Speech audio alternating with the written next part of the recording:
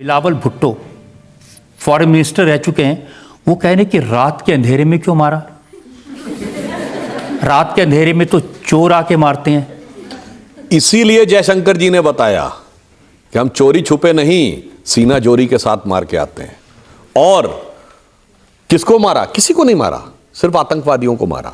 जो रक्षा मंत्री जी ने अपने वक्तव्य में बोला था श्रीनगर में, उन्होंने रामचरितमानस की सुंदरकांड की वह चौपाई कोट की थी कि जब अशोक वाटिका को उजाड़ा गया और हनुमान जी आए रावण के सामने, उन्होंने पूछा तुमने ऐसा क्यों किया? तो उन्होंने कहा जिन मोहि मारा तिन मोहि मारे, तही पर बांधे तने तुम्हारे। मैंने सिर्फ उनको मारा है जिन्होंने तुमको मारा है।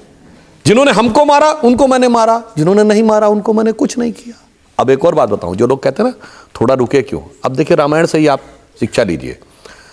जब लंका दहन करके आए हनुमान जी और अशोक वाटिका उजाड़ के, तो हनुमान जी में ही शक्ति थी कि वही सब पूरा काम निपटा सकते थे।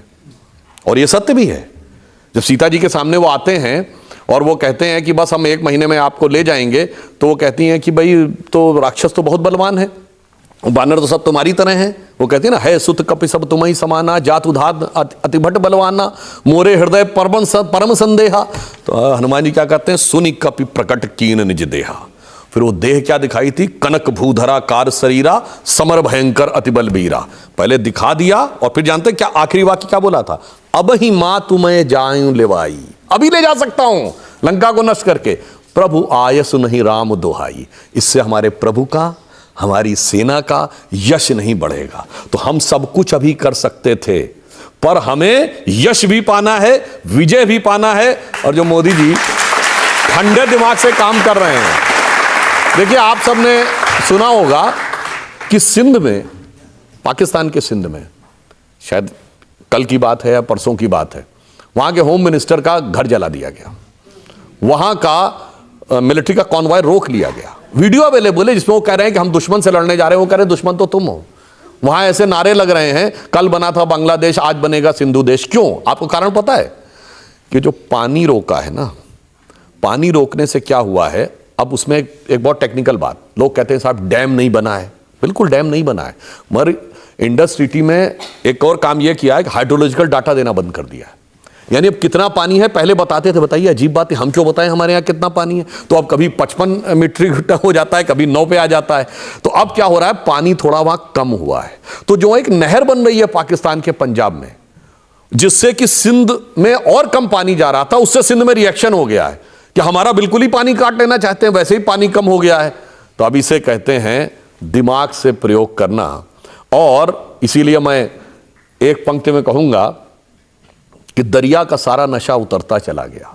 तो मोदी जी ने किया, पानी कम हो रहा है ना, दरिया का सारा नशा उतरता चला गया, तू मुझको डुबाता रहा और मैं उभरता चला गया। और पाकिस्तान की सेना के लिए इसके आगे की लाइन है, वो पैर भी तो झूठ की करता चला गया, बस उसका चेहरा उतरता चला गया। सुधांशु जी, पाकिस्तान की सेना तो ये कह रही है, उनके प्रवक्ता ने कहा कि तुमने हमारा पानी रोका तो हम तुम्हारी सांसें रोक देंगे।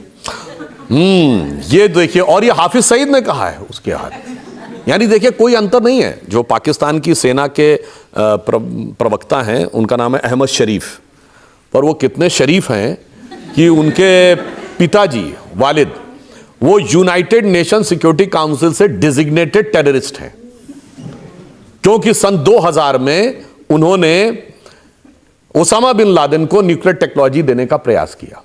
अब आप सोचिए, ये जो पाकिस्तानी वर्दी है, इसकी वल्दियत में कितनी दहशतगर्दी है।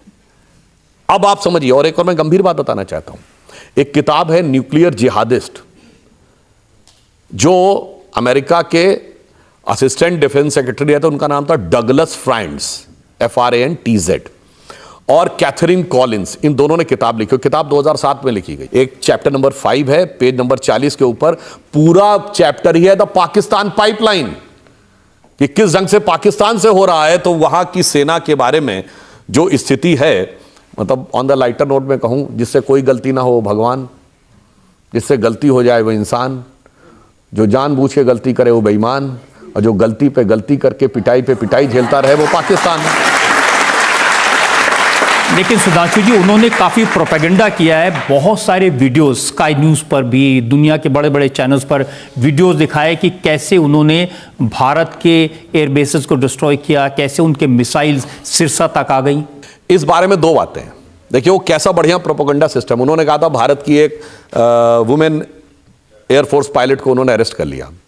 पीटीवी ने कहा कि source is sky news, sky news ने कहा सोर्स इज पीटीवी।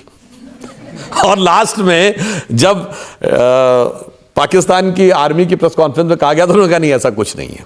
दुख की बात यह है कि आज पाकिस्तानी मीडिया में भारत के कई नेताओं, कई यूट्यूबर्स, कई सो कॉल्ड इन्फ्लुएंसर्स के बयान कोट किए जा रहे हैं, सुर्खियां बने हुए हैं, पाकिस्तान की संसद में कोट किए जा रहे हैं, पाकिस्तान की मिलिट्री की ब्रीफिंग में उनका रेफरेंस दिया जा रहा है।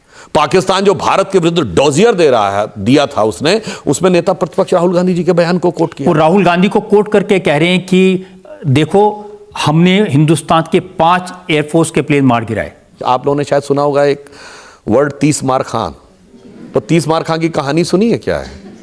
30 मार खां माना जाता है कि एक जनाब थे, वो कहते साहब ये 30 मार खां है, 30 मार। तो उन्होंने कहा 30 लोगों को एक साथ मार दिया था एक ही बार में। कहा हाँ, मगर वो 30 कौन थे? उन्होंने कहा साहब 30 मक्खियां मार दी थी, इसलिए 30 मार खां कहलाते हैं। तो मुझे लगता है जो पाकिस्तान का क्लेम है, अब एक फैक्चुअल बात कहता हूं, न्यूयॉर्क टाइम्स अखबार हमारे पक्ष में तो नहीं लिखता है। आज तक उसके ज्यादातर जो राइट्स अप हैं वो हमारे अगेंस्ट में। 14 मई का न्यूयॉर्क टाइम्स जाके देख लीजिए, उसने साफ साफ कहा है कि जो भारत ने कहा है डैमेज करने के लिए, वो सैटेलाइट पिक्चर्स में डैमेज दिख रहा है। और जो पाकिस्तान ने क्लेम किया, उसने कहा आदमपुर एयरबेस उड़ा दिया।